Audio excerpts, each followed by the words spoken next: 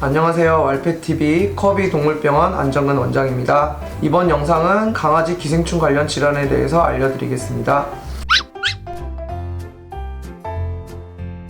동물의 기생충은 내부 기생충과 외부 기생충으로 나뉘어집니다. 내부 기생충은 동물의 몸 안에 살고 있는 기생충을 말하고, 외부 기생충은 주로 동물의 몸 밖에 기생하는 기생충을 말합니다. 내부 기생충 중에 가장 많이 발생하는 게 개회충증인데요. 강아지들이 보통 동물병원에 구토나 설사를 많이 해서 왔을 때, 그럴 때 분변 검사를 해보면 가장 많이 진단되는 게 기생충 질환 중에서는 개회충증이고요. 구토, 설사, 복통, 복부의 통증이라든가 어지러움증 이런 걸 호소하는 강아지들 진단해 보면은 개회충증인 경우가 많은데, 개회충증은 사람의 회충과는 좀 달라요. 사람한테 무조건 감염되는 건 아니지만 면역력이 약하거나 이런 사람들은 개회충증에 옮을 수도 있고요. 그 다음에 분변에서 개회충이 나오게 되는데, 이 분변으로 나온 회충의 충란, 알이 사람이 분변을 치우기 위해서 만질 때 사람에게도 감염이 되는 걸로 알고 있고요. 강아지 분변 치울 때, 치우고 나서 꼭 보호자분들은 손을 잘 씻어 주셔야 돼요. 강아지 분변을 만지고 나서 씻지 않은 이 손으로, 또는 분변이 묻은 손으로 음식을 먹거나 했을 때 구강을 통해서 사람에게 감염이 될 수도 있기 때문에 위생에 주의해 주시면 좋겠습니다. 장에만 있는 게 아니라 다른 장기로까지 가기도 하는데요. 피부라든가 눈의 결막이나 이런 다른 장기로 가기도 하기 때문에 반드시 매달마다 기생충 구충 꼭 하시는 게 좋겠습니다. 보통 구토나 설사로 오게 됐을 때 분변 검사를 꼭 하게 되는데, 구토물이나 아니면 설사물을 확인해서 분변 검사하다 보면 거기에 충란이라든가 아니면 실제 죽은 기생충들이 있는 경우가 많고요. 그래서 확진을 하게 되는데, 꼭 보호자분이 집에서 강아지 구토물이나 아니면 변을 치울 때 실처럼 생긴 길쭉한 거나 아니면 나선현처럼 꼬불꼬불한 기생충으로 의심되는 것들이 나왔을 때는 꼭 동물병원을 방문하셔서 수의사 선생님께 분변 검사를 부탁하시는 게 좋겠습니다.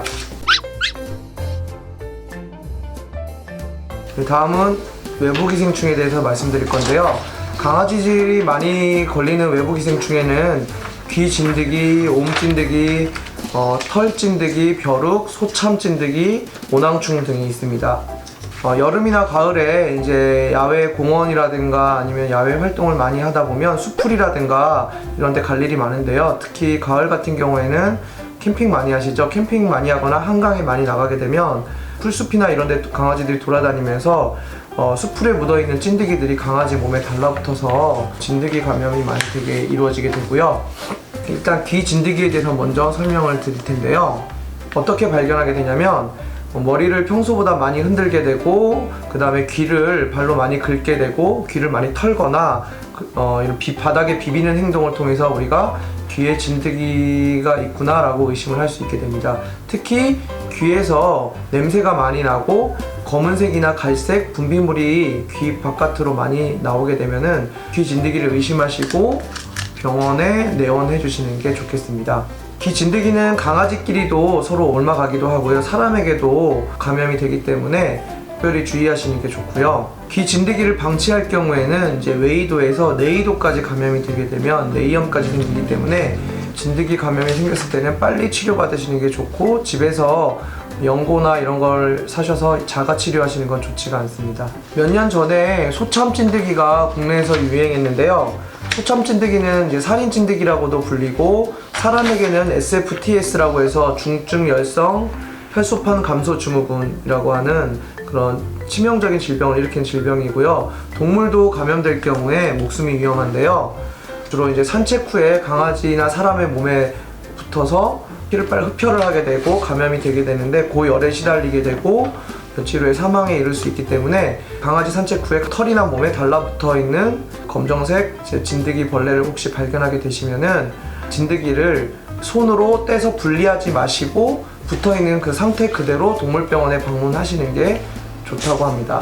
만약에 집에서 떼시려고 하다가 잘못 떼셔가지고 머리나 그 목 부분 또는 그 진드기에 발 부분이 피부에 부러진 상태로 박혀가지고 오시면 빼내기가 굉장히 힘들기 때문에 진드기가 달려있는 그 상태로 오시면 병원에서 수의사선생님께서 빼주실 거예요. 그래서 그 부분은 좀 주의하시면 될 것 같고요.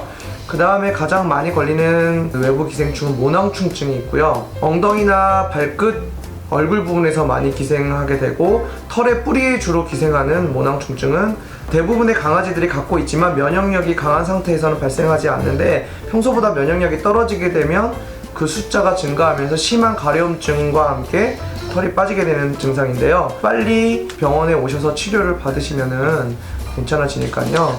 방치하지 마시고 동물병원에 방문을 해주시길 부탁드립니다. 그 외에도 뭐 다양한 기생충들이 있고요. 심장사상충들이 있는데 일단은 구충제를 먹이는 시기는 내부기생충 같은 경우는 한두 달에 한 번 정도 먹는 약을 먹이시는 게 좋고요. 외부기생충 약은 먹는 타입, 바르는 타입, 스프레이 타입이 있는데 어떤 순서로 효과가 있는지 그리고 안전성이 검증되었는지 저에게 물으신다면 먹는 타입을 첫 번째로 추천해드리고 싶고요.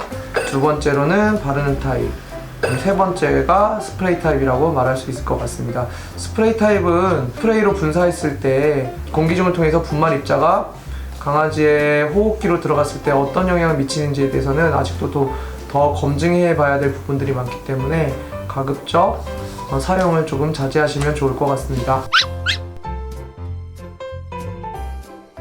집에만 있고 전혀 밖에 나가지 않는 강아지들에 대해서 심장사상충이라든가 아니면 외부 기생충약 접종을 안 해도 된다고 스스로 판단하시고 안 하시는 분들이 계시는데요.